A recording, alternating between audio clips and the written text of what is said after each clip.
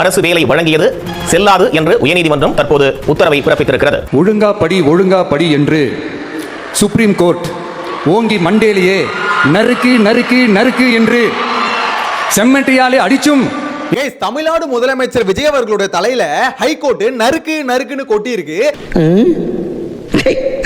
31 பேருக்கு வேலையை தூக்கி கொடுக்குறீங்களே, அது உங்க அப்பா வீட்டு வேலையா அப்படின்னு கேட்காத குறையா அந்த பணிகளை பாத்தீங்கன்னா ரத்து பண்ணிருக்கு ஹைகோர்ட்.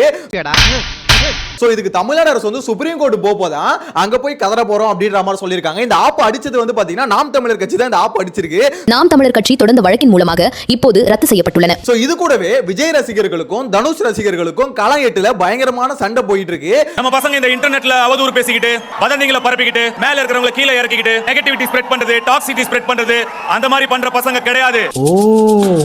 நீ அப்படி வரியா? அதாவது இன்டர்நெட்ல அவதூறா பேசுறது, டாக்ஸிக்கா பேசுறது, நெகட்டிவிட்டியை பேசுறது, இந்த மாதிரி பசங்கலாம் நம்ம பசங்க இல்ல அப்படின்ற மாதிரி தனுஷ் பேசிட்டாரு. சோ பேசினதுனாலே விஜய் ரசிகர்கள் அப்ப நம்மள தான் சொல்றாங்க அப்படின்னு சொல்லிட்டு கொந்தளிச்சு கழுவி ஊத்திட்டு இருக்காங்க. சோ அது என்ன மேட்டர் அப்படின்றதை பார்க்க போறோம். இந்த ஏரியால நீ மட்டும் தான் கடை வச்சிருக்க, வேற யாரும் இல்லைன்னு ஆணவத்துல ஆடுறல. ஆணவத்தையும் அக்கிரமத்தையும் அழிக்கிறதுக்கு பூமியில ஒருத்தன் பிறந்திருப்பான்டா. அவன் நிச்சயமா ஒரு நாளைக்கு வருவான்டா. வந்துட்டான்டா. ஹீரோ இன்ட்ரோடக்ஷனா மிளகா சட்னி எடுத்து மூஞ்சில ஊத்திடுவேன். சோ இது கூடவே விஜய் அவர்கள் ஆட்சி அமைச்சு 3 மாசத்துல 20,281 கோடி கடன் வாங்கி வச்சிருக்காரு. நீங்க 20,800 கோடி புதிதா கடன் வாங்கிருக்கீங்க, அது 3 மாசத்துல. சோ இவ்வளவு கடனை வாங்குறது பிரச்சனை இல்ல, இப்ப தலைமைச் செயலகத்தை பாத்தீங்கன்னா ஷிஃப்ட் பண்ணிட்டு இருக்காரு. நாமக்கல் கவிஞர் மாளிகை 10வது தளத்திற்கு முதலமைச்சரின் அலுவலகம் மாறுவது குறித்து அதிகாரப்பூர்வ அறிவிப்பு வெளியாகியுள்ளது. சோ இந்த செலவுகள் எல்லாம் வெட்டி செலவு அப்படின்ற மாதிரி எதிர்க்கட்சி சொல்லிட்டு இருக்காங்க. சோ அது என்ன மேட்டர் அப்படின்றத பார்க்க போறோம். சோ இதெல்லாம் டீடைலா பார்க்கலாம். சேனலை ஃபர்ஸ்ட் டைம் பாத்தீங்கன்னா சப்ஸ்கிரைப் பண்ணி வீடியோ லைக் பண்ணி வச்சுக்கோங்க. ஒன் பை ஒன்னா பார்த்தலாமா? ஃபர்ஸ்ட் ஆஃப் ஆல் தமிழ்நாடு முதலமைச்சர் விஜய் அவர்கள் கரூர்ல உயிரிழந்தவங்க குடும்பத்துக்கு ஜாப் கொடுக்குறேன் அப்படின்ற மாதிரி சொல்லியிருந்தாரு. கவர்மெண்ட் ஜாப் அதுக்கு பயங்கரமான எதிர்ப்பு வந்தது. ஏன்னா வருஷ கணக்கா கவர்மெண்ட் ஜாபுக்காக பசங்க உட்கார்ந்து படிச்சுக்கிட்டு எப்படியாவது கவர்மெண்ட் ஜாப் வாங்கணும் அப்படின்னு சொல்லிட்டு தவம் இருக்கிறானுங்க. சோ அப்படி இருக்கும்போது அசால்ட்டா 31 ஜாப் பாத்தீங்கன்னா தூக்கி கொடுத்துட்டாரு. ஒத்துக்கிட மனசு இல்லனாலும் அதான் நேசம். சோ இதுக்கு பயங்கரமான எதிர்ப்பு வந்தது. அப்பயே தூக்கி கேஸ் போட்டுருந்தாங்க நாம் தமிழர் கட்சி சைடுல இருந்து. இந்த பிராண்ட உடைக்கிறதுலாண்டா நான் பெரிய ஆளு. அந்த பிராண்ட் எந்த பிராண்ட்? தளபதிங்கிற பிராண்ட். அந்த பிராண்ட உடைக்கிறதுல நான் பெரிய ஆளு. பாத்துருவோமா? நீ பெரிய நடிகன், உச்ச நடிகன், உச்சபட்சம் 200 கோடி 1000 கோடி, நான் ஒண்ணுமே கிடையாது. பாத்துருவோமா? அந்த கேஸ் பாத்தீங்கன்னா விசாரணைக்கு அந்த விசாரணையில என்ன சொல்லிருக்காங்கன்னா 31 பேருக்கு நீங்க கவர்மெண்ட் ஜாப் கொடுத்தீங்களே அதை ரத்து பண்றோம் அப்படின்ற மாதிரி சொல்லிட்டு ஹைகோர்ட் கேவலமா ஒரு கேள்வி கேட்டிருக்கு. எத்தனையோ பேர் பாத்தீங்கன்னா சாலை விபத்துல உயிரிழக்கிறாங்க, பட்டாசு தொழிற்சாலை விபத்துல பாத்தீங்கன்னா எத்தனையோ குடும்பங்கள் உயிரை விடுது. சோ அப்படின்னும் போது அவங்களுக்கு எல்லாம் கவர்மெண்ட் ஜாப் கொடுத்துருவீங்களா? அவங்க கேட்டா அந்த கேள்விக்கு உங்களுக்கு கிட்ட பதில் இருக்கா அப்படின்ற மாதிரி முதலமைச்சர் விஜயை பார்த்து கேவலமா ஹைகோர்ட்ல கேள்வியை கேட்டிருக்காங்க அப்படின்ற மாதிரி தான் சொல்ல தோணுது. படிடா, ஒழுங்கா படிடா. கேட்ட கேள்வி 100% நியாயம். நிறைய பேர் இதுல புரிஞ்சிக்காத விஷயம் என்னன்னா, அங்க பாதிக்கப்பட்ட 31 பேர் குடும்பத்துக்கு இந்த மாதிரி கவர்மெண்ட் ஜாப் கொடுக்கறதுல என்ன தப்பு அப்படின்ற மாதிரி கேக்குறாங்க. உங்களுக்கு புரியலீங்களா? அது ஒரு நடிகர் ஒரு அரசியல் கட்சி ஆரம்பிச்சிருக்காரு அப்படின்னு சொல்லிட்டு அவரை பார்க்க இறந்த கூட்டம். சோ அந்த கூட்டத்துல உயிரை விட்டவங்களுக்கு கவர்மெண்ட் ஜாப் கொடுக்க கூடாது. முதலமைச்சர் விஜய் என்ன தெரியுமா பண்ணணும்? அவரை பார்க்க இறந்த கூட்டத்துக்கு அவர் தான் நஷ்ட ஈடு கொடுக்கணும். 20 லட்சம் ரூபாய் கொடுத்தாரு, பத்தலையா 1 கோடி ரூபாய் கொடுங்க, வீட்டுக்கு 1 கோடி ரூபாய் கொடுத்து விடுங்களா பாஸ். அதை பண்ணலாம்ல. அதை பண்றதை விட்டுட்டு கவர்மெண்ட் கஜானால இருந்து சம்பளத்தை எடுத்து கொடுக்கணும்னு நினைக்கிறாரு. சோ இது ஏன் தப்பு அப்படின்ற மாதிரி சொல்றாங்கன்னா, 31 ஜாப் அப்படின்ற மாதிரி ரொம்ப அசால்ட்டா நினைச்சீங்கன்னா அந்த 31 பணியிடத்துக்கு கிட்டத்தட்ட 1.5 லட்சம் பேர் பாத்தீங்கன்னா போட்டி போடுவான். சோ சும்மா இல்ல, கவர்மெண்ட் ஜாப் அவ்வளவு ஈஸியான விஷயம் இல்ல. 30,000 வேகன்சி தான் இருக்கும், 15 லட்சம் பேர் எழுதுவானுங்க. கிட்டத்தட்ட அந்த அளவுக்கு ரொம்ப டஃப்பான ஒரு விஷயம். நியாயன்றது ஒண்ணு இருக்குல்ல. சாலை விபத்துல உயிரிழக்கிறவங்களுக்கு அப்ப கொடுப்பீங்களா? அதே மாதிரி எத்தனையோ தொழிற்சாலை விபத்துல உயிரிழக்கிறவங்களுக்கு கொடுப்பீங்களா? சோ அப்ப எல்லாத்துக்கும் கொடுக்கணும்ல. இதுக்கு கொடுத்தா அதுக்கும் கொடுக்கணும். சோ அப்படி ஒரு கேள்வி தான் பாத்தீங்கன்னா ஹைகோர்ட் கேட்டு அந்த பணி நியமனத்தை பாத்தீங்கன்னா ரத்து பண்ணி முதலமைச்சர் விஜய் தலையில நறுக்குன்னு கொட்டி இருக்கு. சோ இதுக்கு அப்புறமா திருந்துவாங்களான்னு பார்த்தா சுப்ரீம் கோர்ட் போறாங்க. அடே, தமிழ்நாடு அரசு சார்பா சுப்ரீம் கோர்ட் போறதா நியூஸ்ல தகவல் வருது. சென்னை உயர்நீதிமன்ற மதுரை கிளையுடைய தீர்ப்பை தொடர்ந்து உச்சநீதிமன்றத்தை நாட தமிழ்நாடு அரசு முடிவு செய்திருப்பதாக அண்மை தகவல் கிடைக்கப்பட்டிருக்கிறது. சோ அது பார்க்கும்போது முதலமைச்சர் விஜய் அவர்களே, உங்களுக்கு தோணவே இல்லையா நீங்க பண்ற தப்புனே உங்களுக்கு தோணலையா? உங்களை பார்க்க இறந்த கூட்டம் தானே. சோ உங்களை பார்க்க உயிரை விட்டவங்களுக்கு நீங்க தான் சப்போர்ட் பண்ணணும். ஒரு குடும்பத்துக்கு 1 கோடி ரூபாய் கொடுங்க, 31 கோடியில முடிஞ்சிருமே. ரொம்ப சிம்பிளா முடிஞ்சிரும் பாஸ். 1 கோடி ரூபாய் அவங்க அக்கவுண்ட்ல டெபாசிட் பண்ணீங்கனாலே நீங்க கொடுக்கிற கவர்மெண்ட் ஜாபை விட நல்ல ரெவென்யூவே பாத்தீங்கன்னா உங்களுக்கு வரும். நல்லாவே உங்களால வாழ முடியும், பெட்டராவே வாழ முடியும். அதை பண்ணுங்க. உங்களுக்கு அவ்வளோ கருணை இருக்கு, அவ்வளோ அக்கறை இருக்கு அப்படின்னு நினைச்சீங்கன்னா அதை பண்ணுங்க.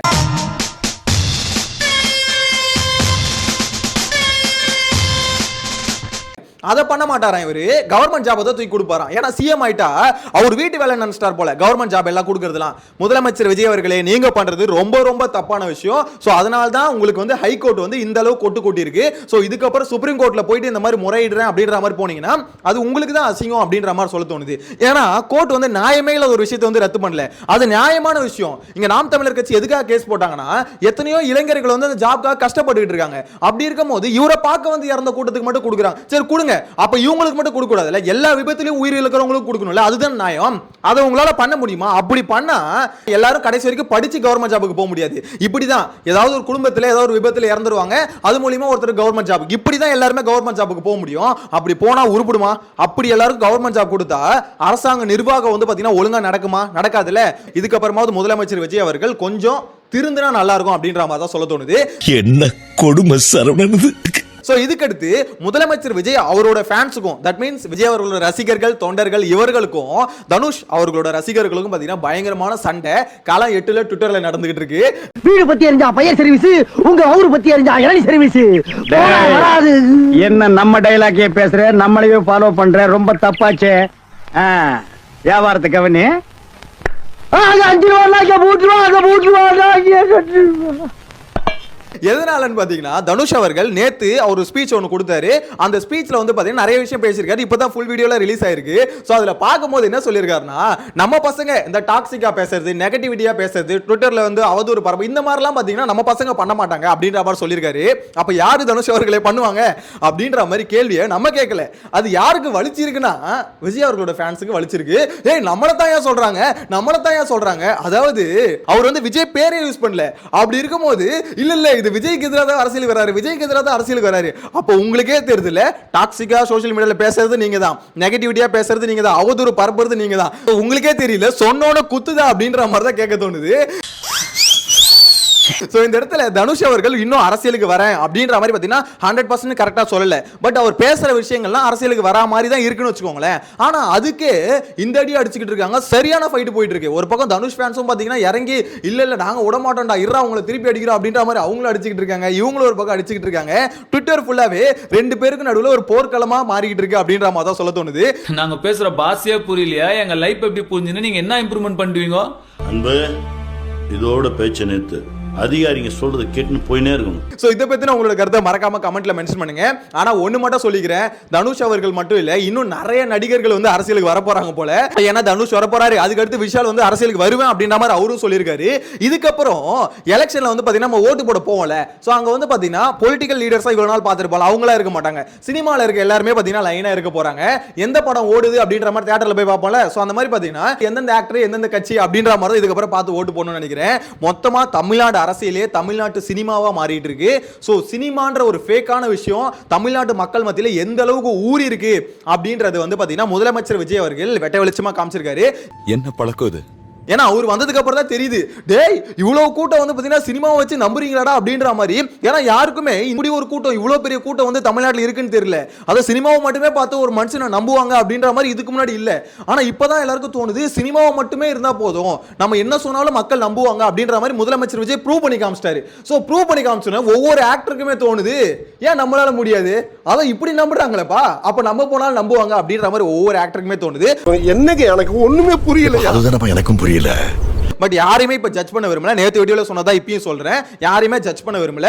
எஸ் தனுஷ் அவர்கள் வரட்டும், அவரோட கொள்கை கோட்பாடு இதெல்லாம் சொல்லட்டும். டிவிகே ஆட்சியோட கொஞ்சம் பெட்டரா இருந்தா சப்போர்ட் பண்ணுவோம், இல்ல இதே மாதிரி தான் தூக்கி போட்டு போலப்போம். இனியே வெயிட் பண்ணி பார்க்கலாம். இதுக்கடுத்து முதலமைச்சர் விஜய் அவர்கள் ஆட்சிக்கு வந்து 3 மாசத்துல 20,281 கோடி கடன் வாங்கியிருக்காங்க. நீங்க 20,800 கோடி புதிதா கடன் வாங்கியிருக்கீங்க, அது 3 மாசத்துல. இப்ப பிரச்சனை என்னன்னா, தலைமைச் செயலகத்தை வந்து முதலமைச்சர் விஜய் அவர்கள் ஷிஃப்ட் பண்றாரு, அவரோட அலுவலகத்தை மாத்துறாரு, மொத்த தலைமைச் செயலகத்தை மாத்துறாரு அப்படின்ற மாதிரி தான் சொல்றாங்க. சோ ஆனா இப்போதைக்கு அவரோட ஆபீஸை மாத்துறாரு அப்படின்ற மாதிரி கன்ஃபார்ம் ஆயிருக்கு, தமிழ்நாடு அரசு வந்து உறுதி பண்ணிருக்கு. ஆனா இங்க விஷயம் என்னன்னா, இவ்வளவு செலவு பண்ணி ஒவ்வொரு விஷயத்தையும் பண்ணிக்கிட்டு இருக்கீங்க. தமிழ்நாடு ஏற்கனவே 10 லட்சம் 13 லட்சம் கோடி கடன்ல இருக்கு. ஸ்டாலின் வந்து தொடச்சு வச்சுட்டு போயிட்டாரு சொன்னாங்க, அது உண்மைதான். ஏன்னா முக ஸ்டாலின் வந்து பாத்தீங்கன்னா இதே மாதிரி தான் எக்கச்சக்கமா கடன் வாங்கி வச்சிருந்தாரு. அதனால தான் பாத்தீங்கன்னா லாஸ்ட் 5 வருஷத்துல விலைவாசி எல்லாம் ஏறி போச்சு தமிழ்நாட்டு மக்களுக்கு. அது தெரிஞ்சுதா தெரியலையான்னு தெரியல. இவரு வந்து என்ன பண்ணாரு, நான் வந்து அந்த மாதிரிலாம் பண்ண மாட்டேன், இவ்வளவு கோடி கடன் வாங்கி வச்சுட்டு போயிட்டாரு, நான் வந்து நல்லாச்சு கொடுப்பேன் அப்படின்ற மாதிரி சொல்லிட்டு வந்தாரு. அப்பயே சொன்னோம், டே இவரு வந்தா கடன் அதை விட அதிகமா வாங்குவாரா, ஏன்னா இவரோட இலவசங்கள் வந்து ரொம்ப அதிகம்டா அப்படின்ற மாதிரி சொன்னோம். சில விளக்கணைங்களுக்கு சுத்தமா புரியல. வந்து 3 மாசத்துல ஏன் இவ்வளவு கடன் வாங்கியிருக்காரு சொல்லுங்க. அது ஏதாவது உங்களுக்கு புரியுதுங்களா? ஓட்டு போட்டு உங்களுக்கு புரியுதுங்களா ஏன் கடன் வாங்கியிருக்காருன்னு? ஸ்டாலின் அவர்கள் என்ன பண்ணாரோ அதே தான் பண்ணாரு. இலவச திட்டங்கள் யாரு கேட்டா இலவச திட்டங்கள்? நீங்க கரண்ட் 200 யூனிட் மைனஸ் பண்ணுங்கன்னு சொன்னீங்களா? ஏற்கனவே இருக்கிறத அப்படியே விட்டு கரண்ட் பில்லை ஏத்தாம இருந்தாலே பொதுமக்கள் நல்லா இருந்திருப்பாங்க. ஆனா கரண்ட் பில் எல்லாத்தையும் ஏத்தி விட்டாரு. அதுலயும் ஒரு நாமத்தை போட்டாரு. சோ இந்த இடத்துல வந்து பாத்தீங்கன்னா நான் வந்து மோதிரம் போடுறேன், தங்க மோதிரம் போடுறேன் அப்படின்னு சொன்னாரு. இதை யாராவது கேட்டாங்களா? தங்க மோதிரம் உங்ககிட்ட கேட்டாங்களா? நீங்க அதெல்லாம் பண்ண வேணாங்க. மக்களுக்கு அடிப்படை வசதிகளை வந்து பாத்தீங்கன்னா கம்மியான ஃபேர்ல குவாலிட்டியான ஒரு விஷயத்தை கொடுங்க. அதை பண்ணாலே போதும். இலவச திட்டங்களை அனௌன்ஸ் பண்ணா இப்படிதான்டா கடன் வாங்கி வைக்க முடியும், இப்படிதான் கடன் வாங்கி வைக்க முடியும். இதோ வாங்கிட்டார்ல கடன், இதோ ஆரம்பிச்சிட்டார்ல. இந்த இப்போயே 3 மாசத்துல 20,281 கோடி. கோவிட் டைம் வந்ததுல, கொரோனா டைம். சோ அப்ப கூட எந்த ஒரு கவர்மெண்ட் இவ்வளவு அதிகமா கடன் வாங்குனது இல்ல. அவ்வளவு அதிகமா கடன் வாங்கிட்டு இருக்காரு. கடனை வாங்கி வாங்கி மு.க. ஸ்டாலின் வந்து 10 லட்சம் கோடியில வெஸ்ட் போனார்னா இவர் வந்து பாத்தீங்கன்னா 20 லட்சம் கோடியில வெஸ்ட் போவாரு. இதுதான் எலெக்ஷனுக்கு முன்னாடி சொல்லிட்டு இருந்தோம். டேய் இலவசத்தை நம்பி ஓடி போடாதீங்கடா, இலவச அரசியல் இருக்க கூடாது. இப்பயும் கடன் வாங்குவாங்க. அந்த கடனை அடைக்கிறதுக்கு நம்ம கிட்ட தான் வரி ஏத்துவாங்க, நம்ம கிட்ட தான் பாத்தீங்கன்னா கரண்ட் பில் ஏத்துவாங்க, நம்ம கிட்ட இருந்து எந்த அளவுக்கு உரிய முடியுமோ உரிவாங்க. இதுதான் ஒரு பிராக்டிகலா இப்படிதான் நடக்கும். அது ஏமாறாதீங்க, இலவசத்தை நம்பி ஏமாறாதீங்கன்னு சொன்னோம். என்னப்பா செய்யறது? விதி விளையாடுச்சுப்பா. நாயே, நீ விளையாண்டு போட்டு விதி மேலேண்டா பழி போடுற, உன்னை அப்படியே குத்துறா. ஆனா யாருமே அதை கேட்கல. ஆக்சுவலா இந்த மாதிரி ஒரு ஸ்டேட்மெண்ட் வச்சாலே அதெல்லாம் இல்ல, எங்க தளபதி வந்து அதெல்லாம் திருத்திடுவாரு. டேய் உங்க தளபதி திமுகவுக்கும் அதிமுகவுக்கும் டிவிக்கும் ஒரு டிஃபரன்ஸும் இல்லையே. அவங்க என்ன இலவசம் கொடுக்குறாங்களோ அதே இலவசம் இவரும் கொடுக்குறாரு, கொஞ்சம் அதிகமாவே தராரு. சோ அப்படி இருக்கும்போது அவங்க ஆட்சியில் எவ்வளவு மோசமா இருந்தோம் அதே தானே இங்கேயும் நடக்கும் அப்படின்ற மாதிரி கேட்டோம். இல்ல எங்க தளபதி வந்து பாத்தீங்கன்னா ஊழல் லஞ்சத்தை ஒழிச்சிருவாரு, அது மூலியமா ரெவன்யூ அதிகமாகும், அந்த ரெவன்யூ வச்சு பாத்தீங்கன்னா இந்த கடனை எல்லாம் ஒழிச்சிருவாரு. அப்புறம் ஏன் கடன் வாங்கினாரு? ஊழல் லஞ்சத்தை ஒழிச்சிட்டேன்னாரு. கரெக்டா? அப்ப நேர்மையான முறையில கவர்மெண்ட் கஜானாக்கு வர காசு கரெக்டா வந்தா இவரு இவ்வளவு கடன் வாங்க வேண்டிய அவசியம் இல்லை. இவ்வளவு அதிகமான கடன் கொரோனா டைம்ல கூட இல்லாத அளவுக்கு ஒரு கடன் வாங்குறாங்கன்னா அப்ப அவர் சொன்ன மாதிரி ஊழல் லஞ்சத்தை ஒழிச்சாலும் அந்த காசு வந்து வரல. அப்படி இல்லைன்னா ஊழல் லஞ்சத்தை ஒழிக்கல. இது ரெண்டுத்துல ஏதோ ஒன்று நடக்கும். கரெக்டா?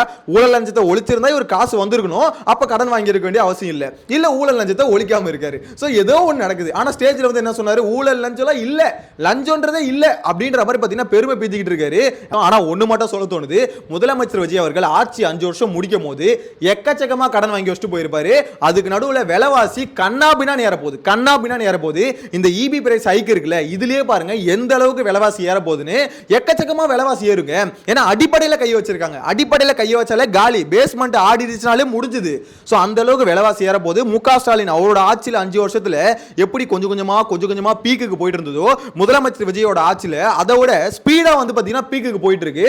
கூடிய சீக்கிரம் தமிழ்நாடு திவால் ஆயிடும் அப்படின்றதுக்கான எல்லா அறிகுறியும் இருக்கு. 3 மாசத்துல இவ்வளவு கடன் ரொம்ப அதிகம் பாஸ் அப்படின்ற மாதிரி சொல்ல தோணுது. யாரா இவனுங்க? எங்கிந்திரா வந்துக்கிறானுங்க? பார்க்கலாம் 5 வருஷம் முடியும் போது தமிழ்நாட்டின் இருக்கா இல்ல தமிழ்நாடு விற்பனைக்கு அப்படின்ற மாதிரி வித்துட்டு போறாரு அப்படின்றத வெயிட் பண்ணி தான் பார்க்கணும். இந்த இடத்துல நாம் தமிழர் கட்சியோட தலைமை ஒருங்கிணைப்பாளர் சீமான் இருக்கார்ல, அவர் யாருன்னே தெரியல அப்படின்ற மாதிரி டிவிகே சைடுல அமைச்சர் வந்து சொல்லியிருந்தாரு. சோ அவங்க யாருன்னு ஒரு கேஸை போட்டு காமிச்சாங்க அப்படின்ற மாதிரி தான் சொல்லணும். ஏன்னா அந்த கேஸை போட்டு அந்த கேஸ்ல ஜெயிச்சது மட்டும் இல்லாம தமிழ்நாடு அரசுக்கு ஒரு பெரிய கொட்டை வந்து நறுக்குன்னு கொட்டியிருக்காங்க. சோ இது மூலமா பாத்தீங்கன்னா அவங்களுக்கு ஹைகோர்ட் இருக்குல்ல, அது வந்து நாம் தமிழர் கட்சிக்கும் அந்த கேஸை போட்டு திருமுருகன் அவருக்கும் பாத்தீங்கன்னா பாராட்டுகளை தெரிவிச்சிருக்காங்க. இலங்கை கடற்படையில வந்து வாழ்வாதார பிரச்சனைக்காக மீனவர்கள் 79 பேர் செத்து போயிருக்காங்க. எவனாவது இந்திய அரசு தமிழ்நாடு அரசு அந்த குடும்பத்துக்கு வந்து அரசு வேலை கொடுக்குதா? இல்ல. இந்திய ராணுவ வீரர்கள் எவ்வளவு சுட்டுக் கொல்லப்படுறாங்க, அவர்களுக்கு ஏதாவது அரசு வேலை கொடுக்குறாங்களா? இல்ல. சாராயம் குடிச்சு போய் 10 லட்சம் கொடுத்ததே தப்பு நம்ம சொல்றோம், அவங்களுக்கு அரசு வேலை கேட்டா கேவலம் அல்ல? அது போலதான் இது இருக்குது. இன்னைக்கு வந்து அரசு வேலைக்காக பல்வேறு இளைஞர்கள் பட்டதாரிகள் அரசு வேலைக்காக ரத்தமும் சதையும் வேறுமை படியா படிச்சு துடிக்கிறான். இந்த 41 பேருக்கு நீங்க கால் ஃபால் பண்ணிடாது, 2 லட்சம் பேர் எக்ஸாம் பண்ணுங்க. இன்னைக்கு கூத்தாடி இன்னைக்கு சோசப் விஜயா முதலமைச்சர் ஆயிட்டாரு, அன்னைக்கு கூத்தாடி இன்னைக்கு தமிழ்நாடு முதலமைச்சர். இது வந்து இந்த போற போக்கு சரிபடி நல்லா இருக்காது. அதனால நம்ம நாம் தமிழர் வழக்கு தாக்கல் பண்ணிருக்கோம். கரூர் கூட்ட நெரிசல் சம்பவத்தில் சிக்கி உயிரிழந்தோர் குடும்பத்திற்கு வழங்கப்பட்ட அரசு ஆணைகள் தற்பொழுது அந்த அரசு பணி வழங்கப்பட்டு பிறப்பிக்கப்பட்ட ஆணைகள் ரத்து செய்யப்பட்டிருக்கின்றது. ஏன்னா இவங்க வந்து இந்த மாதிரி மனுக்களை போடும்போது சொசைட்டில ஒரு நல்ல சேஞ்சஸ் கிரியேட் பண்ணும் அப்படின்னு சொல்லிட்டு ஹைகோர்ட் பாராட்டி இருக்கு. சோ இதெல்லாம் எதுக்காக சொல்றேன்னா, ஒரு விஷயம் சரியா இருக்கிறதுனால தான் ஒரு கோர்ட் வந்து அதை பாராட்டுது. சோ இந்த இடத்துல தப்பு இருக்கு அப்படின்றத முதலமைச்சர் விஜய் ரியலைஸ் பண்ணார்னா அந்த விஷயத்தை திருப்பி சுப்ரீம் கோர்ட்ல போய் ப்ரொசீட் பண்ணாம அவங்களுக்கு இவரால முடிஞ்ச நிதியுதவி கொடுக்கணும், இன்னும் கொடுக்கணும். அதாவது அக்கறை இன்னும் அதிகமா இருக்கு அப்படின்னா நிதியுதவி கொடுக்கணும். இல்ல இப்ப நீங்க கவர்மெண்ட் ஜாப் கொடுத்து இந்த மாதிரிலாம் பண்றீங்கன்னா இது பேர் லஞ்சம் அப்படின்ற மாதிரி தான் சொல்லணும். ஏன்னு பாத்தீங்கன்னா இன்னும் கேஸ் இருக்கு, இன்னும் விசாரணையில் இருக்கு. கரூர்ல நடந்தது என்ன அப்படின்றது இன்னும் விசாரணையில் இருக்கு. சோ வெயிட் பண்ணி பார்க்கலாம். உங்களோட கருத்துக்களை கமெண்ட்ல மென்ஷன் பண்ணுங்க. நெக்ஸ்ட் வீடியோல மீட் பண்ணலாம். Tata bye by.